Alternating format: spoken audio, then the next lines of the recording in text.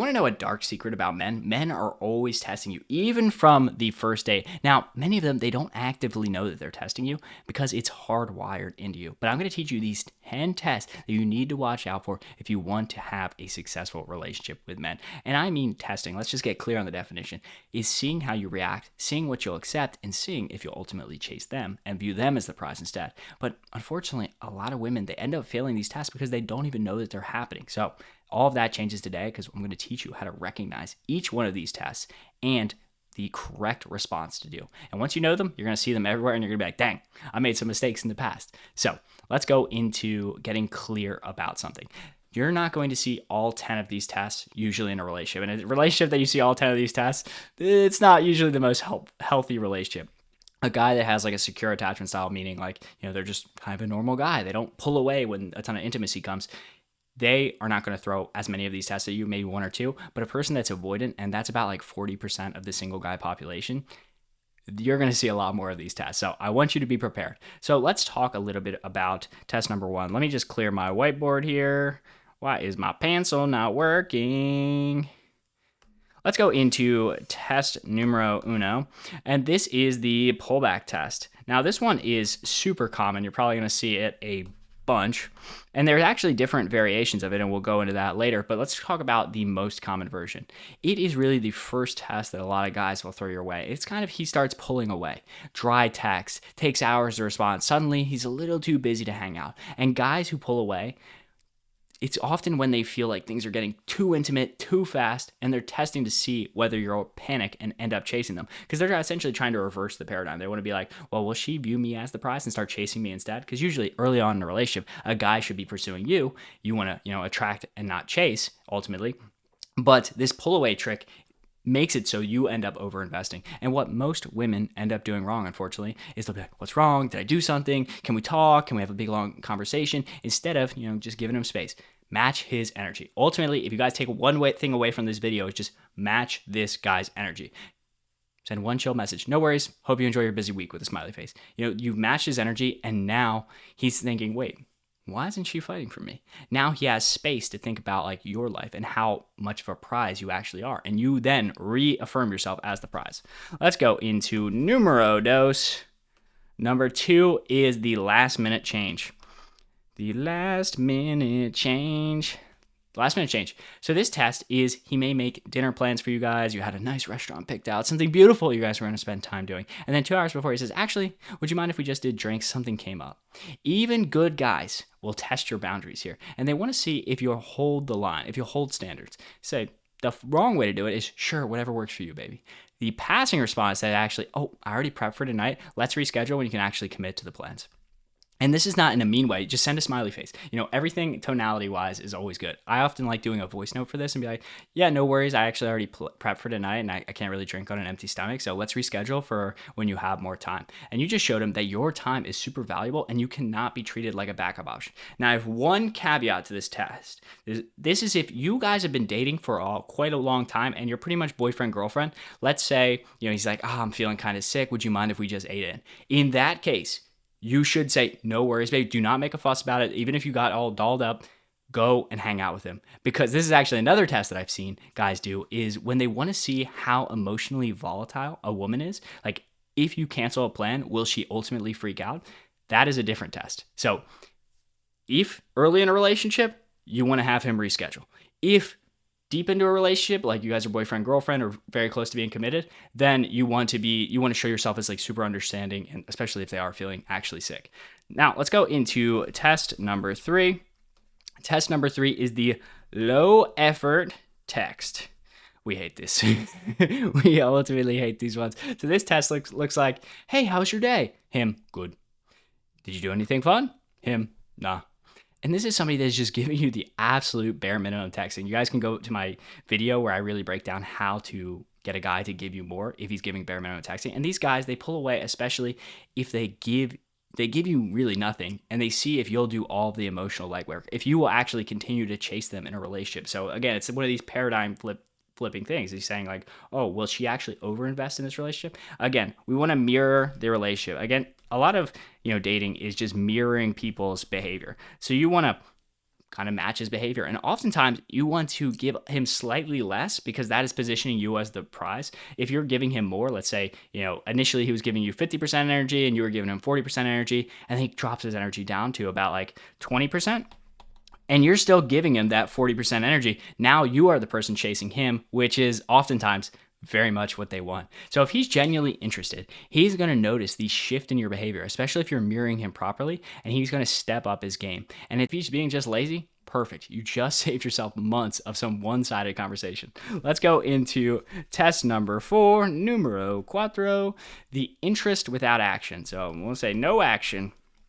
This is a person, and always very grumpy when this happens, this is somebody that is flirting, they're giving you compliments, they seem super interested, but they never seem to make actual real plans. And this is classic behavior for guys who are scared of commitment or just kind of just time wasters in general. Guys that you would be considered like deep in the roster, which is never a position we really want to be in. So you're going to fail this test if you're sitting around waiting for him to ask you out. Let's say he made, a random plan for Friday night. Let's say you guys go out on a Sunday night and you say, oh, Friday we should go grab sushi. But it doesn't name a time, a date, a location. If he doesn't name any of that, act as if that plan did not exist. Because you do not want to be sitting around waiting for like, I wish Jonathan would ask me out, because he didn't make a time or date. Now, if you want to still get this guy out, what you can do is you can use this tool called date bait. And if you watch my other texting videos, you'll know about this. You can say something like, are you as funny in person as you are over text? And then he'll usually say, well, you'll have to find out. And you say, perfect, you tell me when. That is typically in a scenario where you guys haven't been on a date yet. But if he's just a person that's texting you, complimenting, but never making a date, that is a text you can send. Or you can say, oh, my thumbs are hurting, I'll have to tell you in person.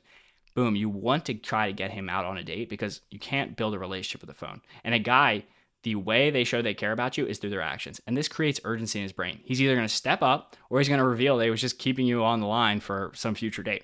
Let's go into number 5. Number 5 is the other women mention test. And this could actually be a manipulative one, truthfully, if you guys have heard of the concept of triangulation. So he might say something like, my coworker Jessica is so funny. She's always making me laugh. He's always bringing up other women in the conversation. Guys who pull this off are really trying to see if you'll overreact, if you'll get weird, if you start asking them questions, if you'll start showing if you start showing them you're super jealous. So the passing response is actually, wow, she sounds awesome. Yeah, it'll be great to have fun with people around. Can't wait to meet her. Boom, just smoothly change the subject. Like you're so unfazed by the mention of other women. And this response usually is going to throw him off because he's going to expect some jealousy, some confidence, a little bit of toxicity, because guys, truthfully, they like a little tinge of toxicity. They won't admit it, but they do. Let's go into number 6, and this is the ghost and return. The return of the spooky ghost. The ghost in return is he disappears for days and then pops back with a casual, hey, like nothing happened. And this is textbook behavior.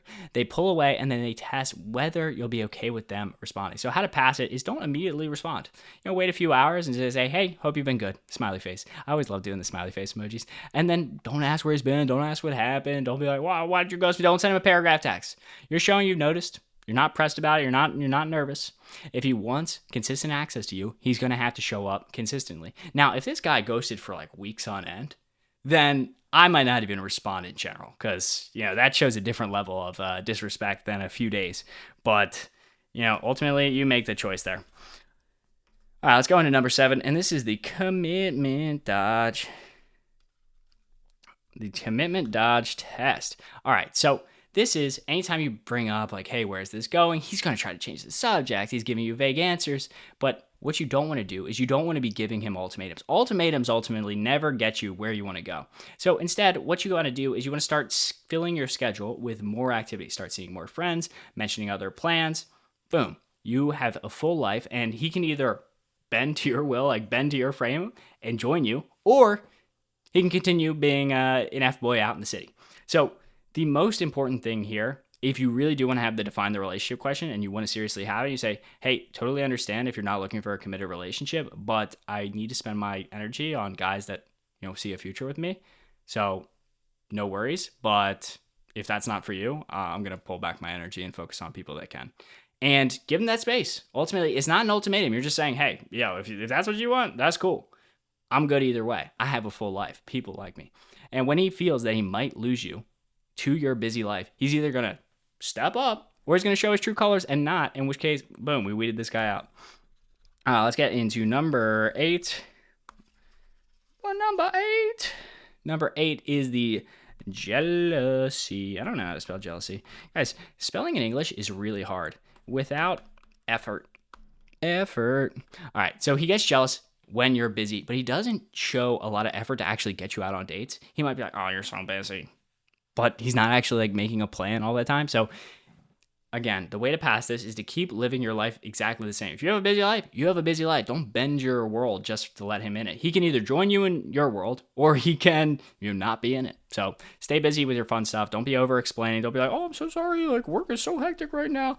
Ultimately, if he wants to see you, he will make a strong effort too. Now, this is, again, not to say that you should be totally avoidant and like never have time to see anybody, but do not be canceling yoga with the gals. Do not be, canceling sushi night. Heck, this guy can always join you on other activities.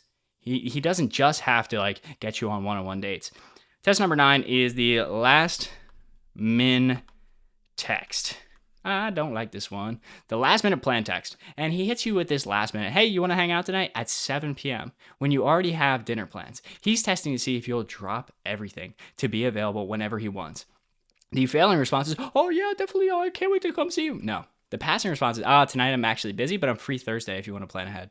And then smiley face again. Like anytime we're doing something a little bit like more boundary setting, I always like to diffuse it a little bit with a smiley face. So you're showing him that to access you actually requires planning. You can't just be, available at the drop of a hat. Because I know a lot of players, and essentially what happens in these scenarios typically is they booked another woman in their roster, and that woman canceled. And now he's like, who will say yes to my plan? So do not accept last minute plans. If a guy wants to take you out, he needs to be on the schedule. Number 10 is all compliments, zero effort. And we talked about this a little bit earlier, is he shows you all compliments. You're beautiful. You're amazing. But he doesn't back it up with actions. And the failure here is getting caught up in the sweet words, ignoring the lack of effort and smile. Instead, what we want to do is we want to smile through and say, oh, thanks. But I'd love to go out on a date. Actions do speak louder than the words. And just leave him with that, because you're letting him know that flattery is not going to cut it. If he's actually saying things, we want him to follow through it. And if he's impressed, and if he wants to impress you, he is actually going to do something about it. So let's talk about the bigger picture, because I know, 10 tips is a lot to digest. Here's the key. A good guy might test you 2 to 3 times early on just to see whether you have standards, whether you have boundaries. A good guy who pulls away won't continue to continuously test you throughout the relationship. Remember, there are about 40% of the population of guys that are avoidant. Ultimately, my recommendation is to try to avoid most avoidant guys, because unless they're actively working on themselves, they're going to be a very difficult relationship to have. But I want you just to know the difference between normal early dating tests and guys who pull away because everything's good and are constantly pulling away. So if you're overseeing these tests, that is a negative flag. I want you to have the best dating life possible. Love you. Ciao.